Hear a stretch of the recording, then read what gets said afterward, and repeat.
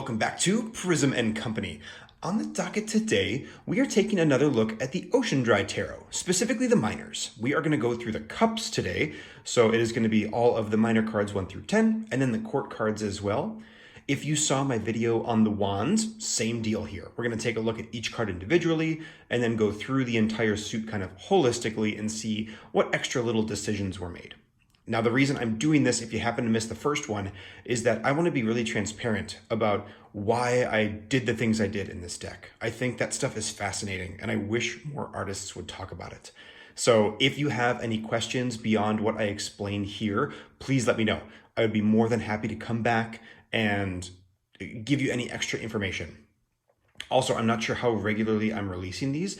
I'm actually recording them all at once. So if there was something from the first episode that you didn't, that you wanted me to change or more information, I probably won't cover it here, but I'm for sure going to listen to all that feedback and use it moving forward. Okay, cool. Thanks, everybody. Let's get started. Let's start at the very beginning. A very good place to start with the ace. Now, if you saw my video on the wands, you'll know that I kind of treated picking each of the color palettes for these cards like a math problem. What does each color mean, and how does that add up to what the card is speaking to? Now, this was an interesting task for the cups here because the color palette is very condensed in some ways because we have emerald and lime green and also sapphire and cyan. So we have essentially dark green, dark blue, light blue, and blue and green are fairly similar as well. So a lot of these palettes end up looking fairly similar. So it was a lot about little variations, little tiny slices in deciding. So let's talk about why I chose these. For sure, it had to be cyan and sapphire. Those are like the blue, watery colors of the suit, and the ace had to have as much of that water as possible. And then also green, which is the ultra vibrancy of life in this suit. So I'm kind of treating green as almost like aquatic life, or the blossoming of emotion, or that living, vibrant part of emotion. So just like the Ace of Wands, we have a very explosive ace. Here we see out of the cup water exploding off and also crashing down and spilling out of the edges. So it is bursting upwards like water might not do, but almost like it exploded out. And then just the entire background is a waterfall, just careening and spilling off the edge.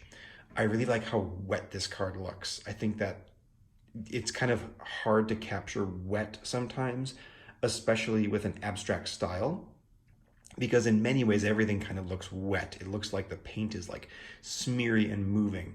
So to take something that already is leaning that way and then say, no, definitively, this is what it's supposed to be, can be a little tricky. This, I think, was pretty successful. All right, cool. Let's take a look at the two. Now, I mentioned it in the wands video, but I very rarely incorporate symbols in these cards. And here you can see a symbol. Oh my goodness, I'm getting ahead of myself. I will for sure get back to that. Let's talk about the color palette first, though. We have emerald, cyan, and sapphire. Again, we have the two blues here, so a very wet feeling card. Interesting fact, the colors only appear together 3 times in a suit. So you'll only ever see the two blues together the 3 times, and spoiler alert, it's at the 10. So we're starting things off very wet and watery, and then ending things off very wet and watery. But all the other cards in between will only feature 1 blue, sometimes 0 blues, which was another real challenge with creating the palettes for this deck and rendering them. When you think water, you think blue. And I had a lot less blue to work with than I initially imagined. Very just interesting to me. So we have dark green, which in this case is rich, hardy growth. Almost imagine undergrowth in a forest. So it is not the vibrant new buds coming out. It's very much this kind of solid backdrop almost. Kind of like how the gray was in the suit of wands. It's that much more backdrop feel as opposed to the foreground feel of that bright, vibrant lime green. And then we have cyan and sapphire, the Sapphire is like the deep undercurrents of water, and the cyan is the churny, choppy surface.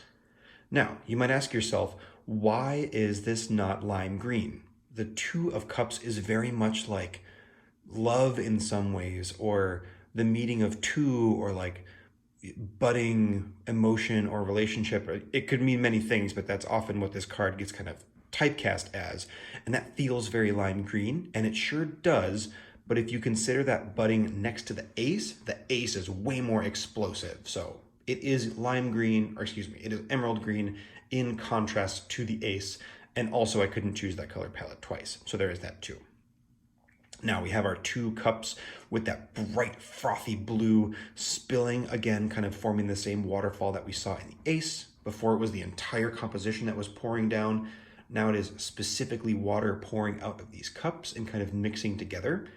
And that's why I included this symbol. The idea that, it's the cups kind of like chemistry class style, like sloshing back and forth into each other. They're like constantly mixing, and the water is moving and moving and moving. Great. Let's take a look at the next. I find this so fun. Pip decks really are on the bleeding edge for me of, like, at some point it's just pips. There are 3 cups on this card, great. But then you can slowly, there's like a dial almost that you like turn to get to fully illustrated. And that's like the other end of the spectrum from, think of like Marseille deck that is literally just the images themselves. And then it's like, okay, where do you want to fall? Do you want, just pips with like the tiniest bit of stuff happening in the background? That's kind of where I feel like my cards lie. Or do you want to have like some illustration in there? Maybe you actually, draw like drops of water or something happening on the edge. Do you want to maybe have like pips, but like an animal or like a person in there? Or do you just want to go like full-fledged, scenic? And finding that sweet spot, I think, is so interesting. And for me, obviously, I settled on just a little bit of image with the pips because this makes it enough, or it gives the card enough space to breathe, but also gives you like just a little something to go on to. Just a little something to like sink your teeth into and understand that, like, yes, even though these cards have very open meanings, they do mean something, and I'm gonna like stamp what I think that they mean.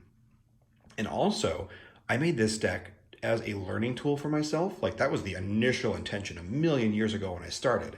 I'm like, I don't know how to read tarot.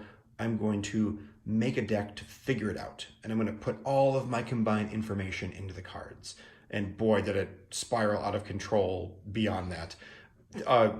Another channel plug, if you're interested in hearing more about that story, I recommend On the Cusp Tarot, and that is on_the_cusp_tarot with Y. His channel is hilarious, first of all, and just an absolute like energetic roller coaster ride. It's so cool. But he did an interview with me too, and I talk a lot about that journey and kind of why I decided to start. And that's great. A really fun channel. Can't recommend it enough. I will drop a link in the description. Wait, I can't remember how to do that. I will figure out how to link a channel, or I'll at least link that video, and I will pop it in for you guys. Okay, but back to the 3 of Cups. Holy crap. We have our 3 colors here. Very, very growthy. We have emerald green and lime green. We have that foundational deep old growth, but also the buds coming forth. And those buds are really what's kind of making up the heart of the composition here, with both the cups and the smoke, the grasses, the foliage, whatever you want to call it, the spirit even, kind of emanating out. And then we have that deep water behind, where the 2 is very much like budding relationship, budding emotion. This is more like established. Like, this is you'll often see this depicted as like a group of 3 guys or gals like gallivanting with cups. So definitely more established than the 2, which is still very like fresh and new. All right, the 4. Looking at our color palette, we have emerald, we have cyan, and orange. Our first instance of orange showing up in the suit. Now, I've really front-loaded non-orange cards because orange feels so entirely not watery to me. And because of the way that the colors spread throughout the deck, orange had to be here. And ultimately, I'm really glad it is here. But like I was fighting it so hard. I'm like, no, it is a suit of cups. It can't have orange in it. So I really wanted to front load and onboard you with very like wet, watery feeling cards. And then we get into the more orangey feeling ones. Now, one thing that did not occur to me while I was making the color palettes is that I didn't have to use all the colors like evenly. You'll see in the next card, I use a little bit of orange instead of a whole bunch of orange, and duh, but anyway. But here you can see that orange actually features pretty prominently. And orange in this suit is all about kind of like the glitz and glam and surface. So it's very much the goldfish swimming through the water. It is the sheen off of the scales. It's not necessarily the growth. It's not the movement of the water. It is that very like kind of surface level attitude of it. So here in the 4, we have the orange, that very stable, not stable, very kind of like surface glitzy feel. We have the emerald, which is the very stable old growth in the background, and then that very flashy cyan blue on top. So not only do we have our orange cups here in the center, there's actually a vertical line that runs through all of them, almost like stapling them in place. And if you think about like the meaning of the 4 of Cups, a lot of times it has a very like luxurious quality to it, or almost like bored quality. Like these cups are so fancy and like beautiful, and they're golden rendering or orange rendering in this case, but they're not really usable. They're not doing anything. They are like bolted down with that very firm vertical line. And then we also see some of the sheen coming off of those cups on the side, that orange kind of like pulling attention almost to the sides. And then below that, we have all that green, they're rooting in place, it's not going anywhere, but the want to move. The cyan blue is the smallest part of the composition. It's just up there being like, no, let's go and do something. Let's like, rah, let's rage. But all the rest of this is like, no, don't mind the blue. Here's glitz and glam. We're gonna stay old growth rooted down. I like this one a lot. I think it was pretty darn successful. Now, here is that example of me not using a ton of orange in a card that has orange. Obviously, we have that glitz, that flash in the background of orange. We have a little bit of that bright, fast growth of lime green too. And then most of this card is that deep, deep sapphire, that deep water, deep ocean currents. We also see 1 cup pouring water off the card. I don't break the frame of the cards too often like this, but it really felt right to have water just like completely pouring all the way down. There's also water pouring from this cup into this cup, but this almost feels like a tip-tick progression to me. Like water pours down and is caught, but ultimately spills out over the side. And then these cups, there's just nothing left in there. I like the idea of this sapphire blue almost being like on top of this card. It is the lens in which we're looking through. Like we're looking into an aquarium, or we're looking down through the surface of the water, and underneath there are these bright pops and flashes, things trying to kind of get your attention or grow, but it's just being like totally overridden by the blue itself. And then with the visuals of just like, you know, water changing and moving and constantly pouring down, and then eventually like running out and being empty. It feels very 5 to me, kind of disruptive, like it's trying to do something, but ultimately water sort of like drowns it out. It kind of does the destructive water thing of drowning. Back to my wonderful 6s. And that was a little self-indulgent. I didn't mean my wonderful 6s. I mean the wonderful number 6, because I just love the number 6, specifically in tarot. This idea of like rising, that rising feeling, it just feels so deliciously human to me. I think we've all experienced that like hopeful blossom that like is unfounded and ultimately can't like be kept, but we just feel it, and it bubbles within us, and it's almost like self-fulfilling in the way that it builds momentum upon itself, and then like pops or gets you there, whatever it is. Like it doesn't matter though, because that moment is so magical and amazing. So let's take a look at our color math on top. We have deep-seated green. We have those emotions that have have set into stone, but we have green, that bright green growing out of it. That's also reflected in the cups. The cups themselves are this dark green, but bursting out of them is this green growth, this lime green growth. This is why I say emerald and lime, because I say green and that could refer to anything. And then we have cyan, which is that bright, choppy water. Because sixes are rising, it's very, very much momentum and movement. You imagine the surface of the waves splashing and crashing into each other. Like that type of feel is definitely the feel of a six to me. So we have water on the bottom here, but most importantly, we have the surface of the water. And the cups are approaching the surface, but they are not breaking it. And then there, if you can see it, is another symbol. We have a star. So we have a blue star, that idea of like water cresting the surface and getting out of this. I almost think of this card as like getting out of a depression, or at least that moment where you start to like make progress and move forward. And this is like the hope. This is that, you know, it's in the bright field of emerald. It is new emotion. It is bright and pulsing and moving. It's like drawing all of these cups like moths to a flame. This 7.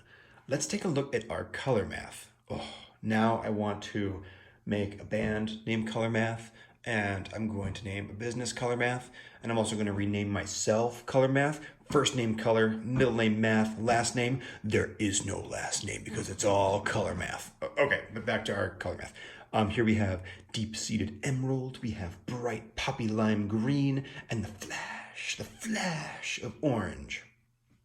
Now, in many cases, this card is very much like surface level emotion to me with like no depth. If you want to see more about that, I have my How I Read Tarot video. You can certainly see all the juicy details there. But the visual images or the visual composition of this card really speak to that particular read. If we look at our number up here, which is lime green, that refers to the color of the pip. You can see it's lime and not emerald. So the cups look like they're rendered in emerald, but the actual pip in this case is lime. That's because, you know, it refers to that kind of surface level emotion. It's bright and it's growing and it's flashy and doing something new, but there's not actual substance to it. The substance of these cups are those deep, old grown, you know, habits or emotions or feelings, whatever they might be. And then on top of that, we have this one cup kind of rising out of the pile here. It's even like shining and glimmering with that emerald. And the heart of it is that glitz and that pop. And you can almost see that like fly out of here like a fireball, like a distraction, trying to be like, don't look at the pile of cups. Look at the fireball leading off to the side. And again, I think this one is pretty successful. This one was interesting though. And before I drew it, I was like, oh, what do I do? There's no blue in this card. This is the one card where there is zero blue at all. And I was like, oh no, what have I done? But what a better card than surface level emotions to not include any actual water. Love it. Here we have the 8. And if we take a look at our color math, we have 2 very stable colors and then 1 ultra flashy color. So the 8 is very much stable emotion. Every line in this image is horizontal, or the majority of them. Really reinforcing that like these cups aren't going anywhere. The cups are even facing each other. There's no water getting in or out. And they're that deep, you know, sapphire blue. It's keeping the emotions deep and stable. Currents don't reach deep. They probably do, but you know, currents tend to affect that like choppy surface, or they move slower or more deliberately anyway at the bottom of the ocean or the bottom of the water. Again, we have the green in the background to kind of cement things in and root things in. And then all around it, we have these flashes and fireworks of orange trying to distract these cups and get them to move and do something, but they're like, nah, we're chill. We're just gonna kind of hang here for a while. So you can keep on flashing away. And that's the 8. And now we've come to the end of the 8. And now, my friends, I'd like to introduce you to the next part of the video, which isn't the 8. It's the 7. No, it's actually the 9. Okay, so here with the 9, we have all of our bright poppy colors. Flash growth of green, choppy surface water of cyan, glitz and glam of orange. The 9 is like emotion at its most potent. It is bright and popping and powerful. The cups this time are like broken free of their chains that they had in the 4. They were like literally like stapled to the page, but these ones like, no, they're like spreading out and going and moving. Water is ejecting out of this top cup and blasting the rectangle away. Any glitz or glam is kind of being used as like fuel here at the bottom, almost like fire to like eject these colors up. It's bright, it's full of life and air. This whole card is designed to just be upwards reaching and bountiful and explosive, but not fire explosive, like wet explosive. These are like the fountains at the Bellagio Hotel in Vegas. This is like a showgirl with like a crazy, not flamingo. What is that bird called? Parakeet? Nope. Peacock? Peacock feathers in back. And it could be a show boy too. Who knows? Everybody's getting peacock feathers on this card because look at all that craziness happening up top. That's the 9, I guess. Let's talk about the 10. It's getting later and later, obviously, as I record these because time is consistent and does its thing. And I always forget how much more I like these videos when I get just like a little bit loopy. I feel like it adds something. Here we have the 10. Again, we have come all of the way through with very little blue happening, just dipping out totally out of blue for a while. But finally at the 10, we're back, baby. We got all the blue. We got deep blue at the bottom. We got light blue at the top. And everything in between is mixing, mixing, mixing, mixing. Okay. We also have that bright, like glittery orange though. And it almost feels more spiritual in some ways to this card, or more like actual light. So we have all of the cups which are made of orange and obviously just like pouring out orange. 10 of cups to me, cup is full and overflowing. So we have that orange kind of like spilling off and overflowing, almost even overshadowing the water. But the reason that this orange is more solid and not like that ephemeral glitz is because of all the water in the background. There is so much water that it pours over visually and also conceptually into orange. It can't hold itself in anymore. It is now that orange just exploding off of the top. Very cool. What we're gonna do from here is take a look at the court cards, and then we're gonna back things up a little bit, and by that I mean kind of push this all down and take a look at the whole suit together to identify any major themes. That'll be a nice little quickie thing. But with that, onto the princess. If you remember from the wands, the princesses are all related to the suit of discs, and that's because the princess refers to the earthy part of a suit, and so it also refers to the visual themes of the discs, which is geometry. So here we have a very, bright, flashy orange, almost crystal. If you imagine water crystallizing, you get snowflakes or shards of ice, that very kind of like fractal geometric feel. So we have that almost that snowflake in the background of that ice forming. And then around that, we have, water kind of like spilling in, getting ready to be frozen. It's almost like it's expanding out. So very bright poppy elements down here where the water is kind of like splashing and playing. And then it gets darker around the orange because things are getting more and more set in stone. Really nice. I think this is one of my favorite court cards. I think the colors came together really nicely. I particularly like this corner, just the rendering of it. And I'm a sucker for geometry, so this one's got plenty to go around, and I like it. And that's my thoughts on the card. And let's move on to the next one. Prince. Now the prince actually features the surface of the water again. We saw the surface of the water back in the 6 of cups, that's right. But here, right across the top, our cyan and our, not charcoal, Colin, sapphire. Our cyan and sapphire are forming that surface of the water right in between the color palettes and the name. Just a little compositional tweak, nothing super symbolic there. And then all underneath we have all this ebb and flow and churn. It is difficult probably to see on the camera. Well, who knows? I think it is anyway.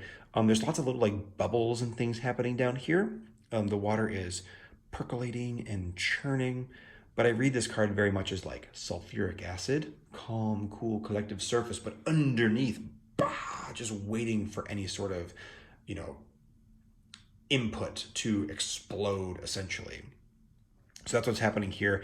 It looks very still, but it's like an iceberg. There's all of this stuff happening underneath the surface. And here again, we have the surface of the water. Okay, the surface of the water is officially depicted more times in the Suit of Cups. That feels good. I was worried that it would show up more times in the swords, which so be it, but it does not. Here, right in the center, we have the surface of the water, and then we have literal plants growing. So they have growing up, and then they are reflected going down. I did reflect them perfectly top to bottom, but I made sure to give them different treatments. So the fuzz and the movement is different on the bottom as they are on the top, because water will reflect light a little bit different, not quite perfect. So we see kind of the dark, stable version of it on the top and the brighter, more shimmery version of it in the water's surface below. The Queen of Cups is very much like a mirror to me, so I wanted the composition to feel like a mirror too. I know the people have been asking, Colin, what is your favorite court card? It's this one. I like a lot of my court cards a lot, but I think this one really speaks to what the card is in a very subtle, abstract way. And I like that a lot. Here we see water kind of like almost forming like tentacles in a way, or those cool waves that surfers like that I don't know the name of. There's probably some cool wave name for them, whatever. Tubular wave? Is tubular just a thing that surfers say? I don't know. I'm clearly not a surfer, so, or I'm not a waveologist either.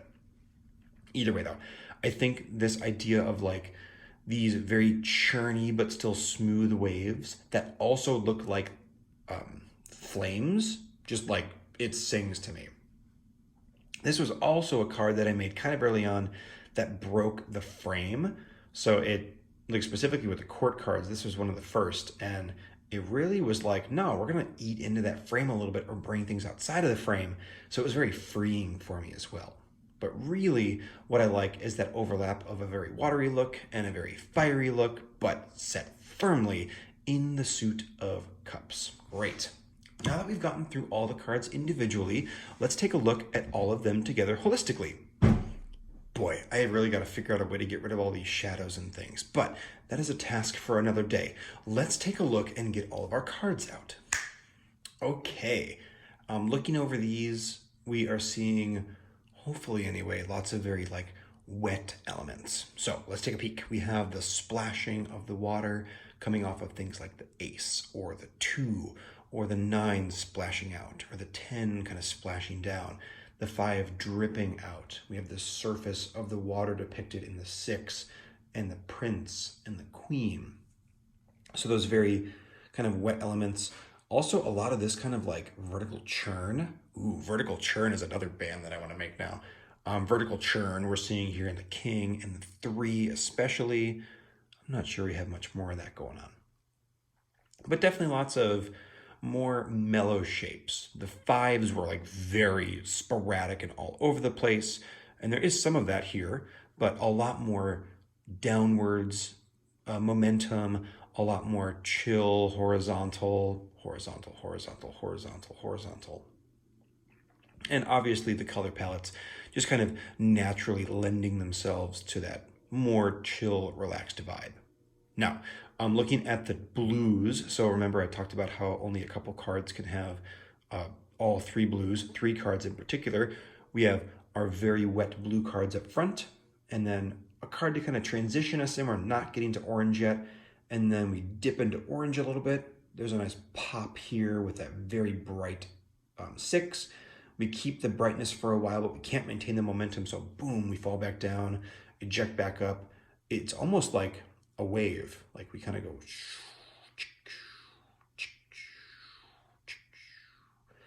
so we get that very like wave like momentum coming through the deck itself. I keep saying deck, through the suit itself. And then here, all the court cards just really trying to find their own little niche and filter in.